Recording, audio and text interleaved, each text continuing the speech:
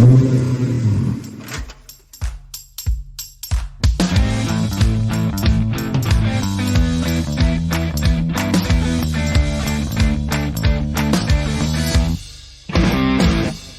chers passionnés, bienvenue pour la 17e spéciale, stratégie. Stopper l'incertitude en découvrant les 5 étapes clés de ton projet. Au cours de la spéciale, sortir de la spirale pour entrer dans une nouvelle zone de confort en établissant son cadran stratégique. Joy a fait l'expérience de l'outil SWOT. Ce dernier nous a aidé à réaliser un cadran stratégique qui a permis de synthétiser les forces, les faiblesses, les opportunités et les menaces d'un projet à long terme ou d'un problème courant. Joy a découvert de nouvelles perspectives. Il va aujourd'hui avec Victoire tester son nouveau cap et en établir la boussole avec la planification des activités à travers un outil de coaching, le voyage dans le temps. Bonne écoute! Salut Joy! Salut Victoire! Je trépigne d'impatience de commencer à établir la boussole, le plan de ce nouveau cap. Cette nouvelle vision, établie la semaine passée, m'a redonné un élan de motivation incroyable. Je suis au taquet. Super Joy! Cela confirme que tu vises le bon cap. Allez, c'est parti pour établir le plan de pilotage. Nous allons réaliser un voyage dans le temps, ce qui va offrir le bénéfice de valider que le cap est bien celui adapté et surtout de te permettre de lister les différentes étapes avec leurs objectifs. En plus, cela te permettra de hiérarchiser leur ordre d'importance pour élaborer un plan stratégique. Un voyage dans le temps, cela semble bien fantastique, comme un voyage interdimensionnel que l'on voit dans les films, comme Retour vers le futur. Oui, sauf que tu vis ce voyage à l'intérieur. Te rappelles-tu, comme dans les rêves vus dans la spéciale des objectifs? L'imagerie mentale n'est pas tout à fait comme la rêverie. Elle demande à focaliser consciemment sur son esprit, sur ce que l'on désire vivre et comment le vivre. Afin de recevoir le maximum d'informations pour ton nouveau projet, il est bon d'expérimenter un état supérieur de conscience, de sagesse, et ainsi de te libérer du temps linéaire. Pour exploiter le potentiel de l'imagination, il existe une technique efficace qui s'appelle l'imagerie mentale. Elle permet de préparer des échéances futures, comme une prise de parole en public, une réunion importante, le succès d'un projet et même un changement de vie. Ah ok, donc le rêve on se laisse aller à ce qui vient à nous, et l'imagerie mentale on dirige notre pensée dans un axe précis. Oui, c'est cela. D'ailleurs, commençons, tu veux bien ? Je te propose de créer une ligne de temps dans ton carnet de bord. À la première extrémité, indique l'état présent et la date du jour, tout à gauche. À l'autre extrémité, tout à droite, indique ton cap, ton souhait, ton état désiré. Ok, c'est fait. Quelle date pour le cap, l'état désiré ? Aucune. Ajouter une date imposerait des contraintes dans l'exercice. Ce que l'on souhaite dans ce moment de voyage imaginaire, c'est de voir toutes les éventualités se présenter durant l'exploration. Ainsi, tu fixeras la date en tout dernier, une fois que les étapes du chemin seront apparues. Okidoki, je vois. Je suis prêt à partir en excursion avec mon nouveau cap. Être dans les 5 premiers au championnat du monde des rallye-rennes. Super. Alors note ton cap à l'extrémité droite de ta ligne de temps pour ton état désiré. Commençons le voyage dans le but d'élever ton regard du quotidien, terre à terre, vers ce qui jusqu'à présent aurait pu te sembler hors de portée. Laisse-toi guider par ton esprit créatif et vois ce qui émerge. Je suis prêt. Assieds-toi dans une position confortable. Sens la plante de tes pieds reliée au sol. Il y a là toute une sensation. Inspire lentement et longuement en imaginant l'air partir de la plante de tes pieds, passer par tes jambes, ta colonne vertébrale, puis arriver au-dessus de ta tête. Garde ta respiration un instant, puis expire tout en douceur, plus longtemps encore, en effectuant le chemin inverse. En partant de la tête, visualise l'air qui descend par ta colonne vertébrale, tes hanches, tes jambes, jusqu'à arriver à la plante de tes pieds. Maintenant que tu es totalement détendu, relax. Imagine que tu es à la fin de saison de rallye. Tu découvres avec joie que tu es avec Constance, 5e au classement du championnat du monde.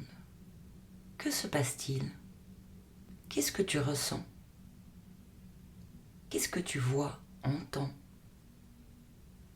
Oh, je suis en extase.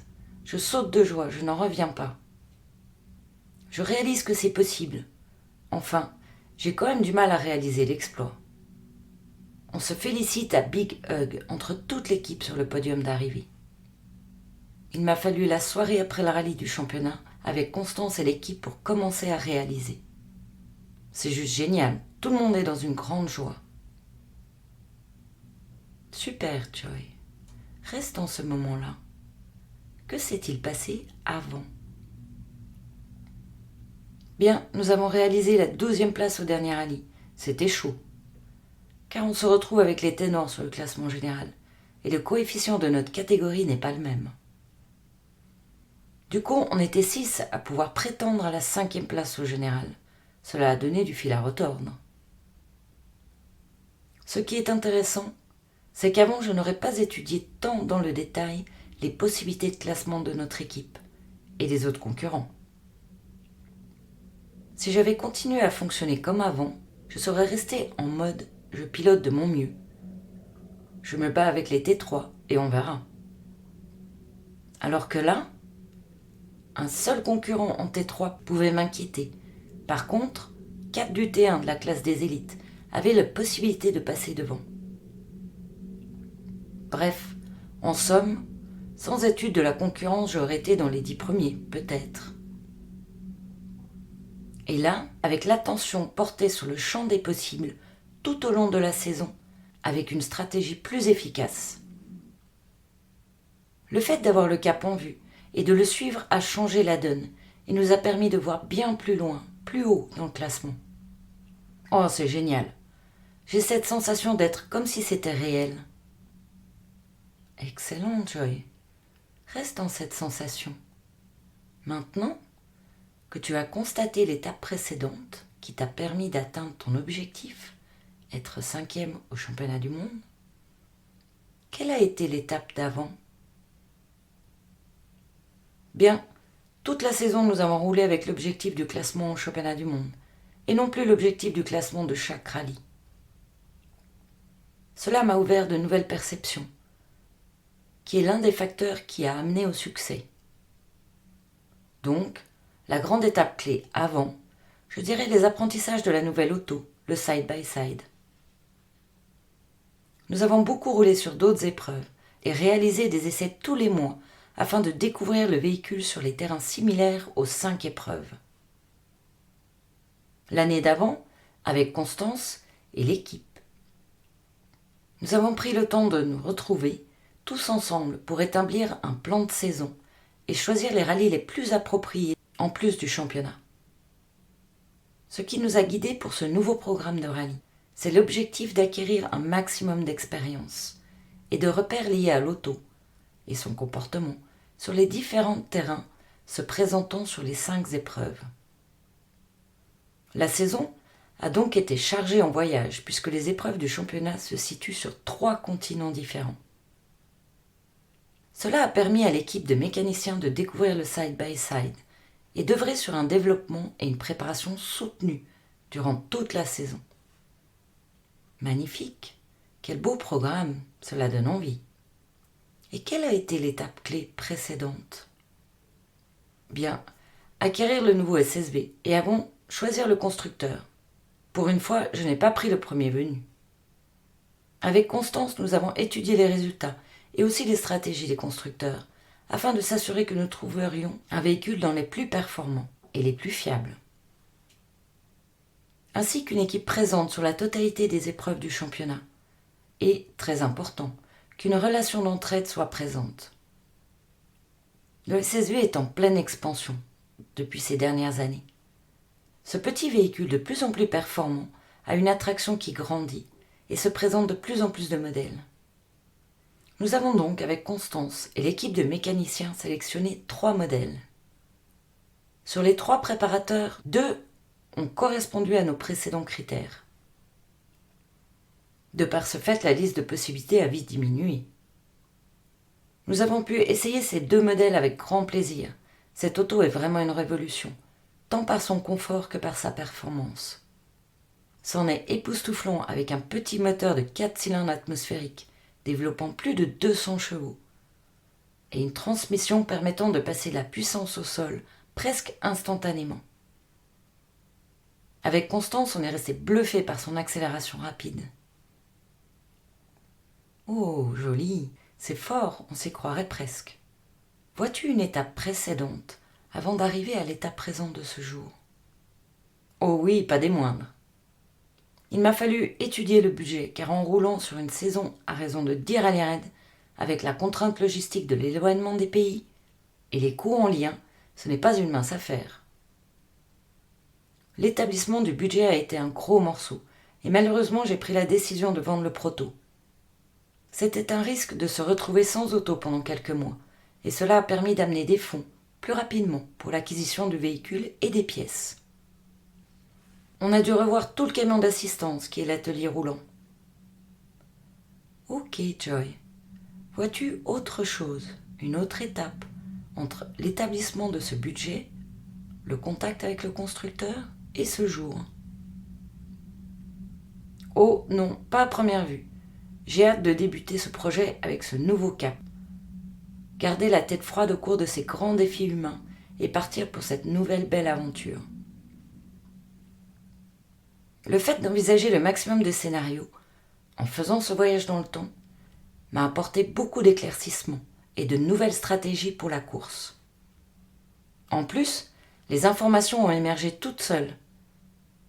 C'est étonnant comme on peut visualiser toutes ces étapes clés. Joy, il est temps maintenant de revenir ici et maintenant, dans le moment présent, à l'état présent. Tu peux retourner dans ce futur avec l'imagerie mentale à tout moment. Laisse infuser toutes ces données et peut-être retourner dans ce probable futur pendant les prochains jours. Les spécialistes en neurosciences précisent que le cerveau ne fait pas vraiment la différence entre l'imagerie et le réel, ce qui offre durant ces voyages de la ligne du temps de nouvelles données. Je te laisse lister dans ton carnet de bord ce qui est apparu, les ressources, les grandes étapes. Et s'il te manque des ressources, des données dans le futur, tu peux retourner à tout moment dans l'une de ces étapes futures, afin d'en découvrir encore plus d'informations. Oh, mais je suis déjà à bloc, et suis dans l'élan de rassembler toute l'équipe pour en parler. Ce retour du futur m'a totalement transporté dans le moment, comme si je le vivais, et cela me donne envie de dire « persévérez vers votre cap », car persévérer, c'est percer et vous verrez. Excellent, Joy. Avant d'engager le processus et de te lancer dans de grands préparatifs de départ, il se peut que tu aies à faire des détours, à être confronté à des obstacles qui te pousseront à rebrousser chemin parfois. D'autre part, il est impossible d'imaginer l'ensemble des possibilités qui t'attendent. Il est possible que tu fasses des découvertes qui bouleverseront tes plans. Afin de mieux te préparer pour l'adaptation du chemin, je te propose de te poser d'ici quelques jours les questions suivantes. En imaginant tous les scénarios possibles de ce nouveau cap, quel en serait l'impact sur ta vie privée? Quel en serait l'impact sur ta vie professionnelle? Qu'est-ce que cela va t'apporter? Quels en sont les risques? Ah oui, intéressant, je vais y porter attention. Voilà, durant cette spéciale, Joy a expérimenté un voyage sur la ligne du temps. En revenant du futur, il a voyagé en imagerie avec les grandes étapes clés utiles que l'on appelle ici la boussole à son nouveau cap. Depuis ce retour du futur, avec les 5 étapes clés, Joy va établir un plan d'action pour chaque étape, avec des objectifs, des sous-objectifs. En quelque sorte, il va découper son projet en sous-projets et les planifier dans le temps en fixant une date pour la réalisation de son cap. L'astuce de Joy. Joy, ravie de cette pratique, ajoute dans son carnet: et si tout se déroulait parfaitement, comme dans le voyage du retour du futur, comment serait-ce? Et si le cap n'était pas atteint, comme pas de disponibilité de l'auto, le fait de ne pas atteindre la 5e place, comment je me sentirais? Quelles en seraient les conséquences? Et si c'était la catastrophe totale? Le projet ne se réalise pas, comment ce serait? Et toi, as-tu envie d'essayer le voyage dans le retour vers le futur pour ton nouveau cap, ton nouveau projet? Dans cette spéciale, nous avons effectué un retour du futur pour déceler les grandes étapes d'un projet à venir. En basculant dans une réalité différente et commutant les possibles, Joy a gagné en nouvelles perspectives.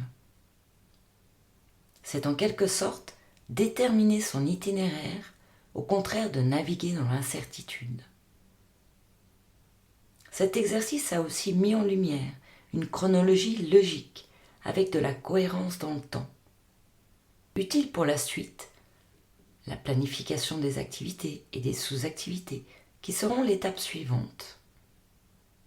Dans la prochaine spéciale, suite à vos demandes, nous reviendrons sur les émotions avec le sujet de l'impatience. Si tu as envie d'en savoir plus avec les 7 portes qui tendent vers son excellence, je t'invite à t'abonner sur l'une des plateformes podcast de ton choix, que tu trouveras à travers le lien ci-dessous, ou de t'inscrire à la newsletter pour recevoir les prochains podcasts directement. Si tu penses que cette spéciale peut aider une autre personne, fais-toi plaisir, partage-la. Alors, à tout de suite pour les aventures de Joy, dans un jour, dans une semaine, dans un mois, pour la nouvelle spéciale, qui sort chaque lundi à minuit 1. C'est quand tu veux, c'est en ligne. Merci pour ton écoute. Et surtout, rappelle-toi, là où tu regardes, tu vas. À bientôt sur la chaîne Maximise ton potentiel et bonne pratique.